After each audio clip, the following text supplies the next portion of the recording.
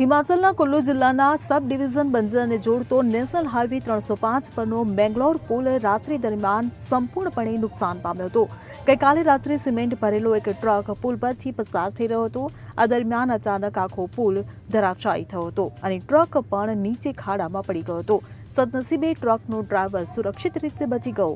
જુઓ સમગ્ર અહેવાલ। આ પુલ તૂટી પડવાને કારણે રસ્તાની બંને બાજુ લાંબો ટ્રાફિક જામ સર્જાયો હતો। આ ઉપરાંત સપ્તાહના અંતે બંજર તરફ જતા પ્રવાસીઓ પણ અટવાઈ ગયા છે।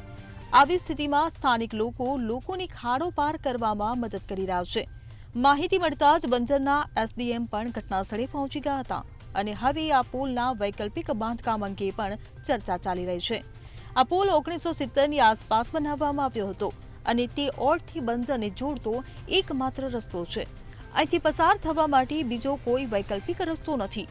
કામચલાઉ પુલ બનાવવામાં ઘણો સમય લાગી શકે તેમ છે, ત્યારે સવારથી જ અહીં ભારે ટ્રાફિક જામ સર્જાશે, જેના કારણે લોકોને હાલાકીનો સામનો કરવો પડી રહ્યો છે। આ રસ્તો ઓટ બંજર જાલોરી પાસ થઈને આની રામપુર સુધી જાય છે। આવી સ્થિતિમાં હવે લોકોની અવરજવર માટે ખાડો પાર કરવો પડશે, જ્યારે બંને બાજુ સેંકડો વાહનો અટવાઈ પડ્યા છે। બંજરના ધારાસભ્ય સુરેન્દ્ર શૌરીએ જણાવ્યું હતું કે પુલ તૂટી પડવાની માહિતી મળતા જ તેમણે વહીવટી તંત્રનો સંપર્ક કર્યો અને હવે અહીં વૈકલ્પિક પુલની વ્યવસ્થા કરવા સૂચનાઓ જારી કરી છે। બંજાર પોલીસે લોકોને પણ સલાહ આપી છે કે આ એકમાત્ર પુલ છે જે ઓટને બંજાર સાથે જોડે છે। જો લોકો આ રીતે આવી રહ્યા હોય તો તેમને તેમની મુસાફરી થોડા સમય માટે મુલતવી રાખવી જોઈએ। અહીં વૈકલ્પિક પુલની વ્યવસ્થા થતાં જ વાહનોની અવરજવર ફરી શરૂ કરવામાં આવશે। Bureau report CN24 news.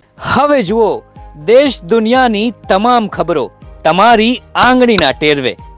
ઉઠાવો મોબાઈલ અને Google Play Store પરથી ડાઉનલોડ કરો અમારી CN24 ન્યૂઝ મોબાઈલ એપ।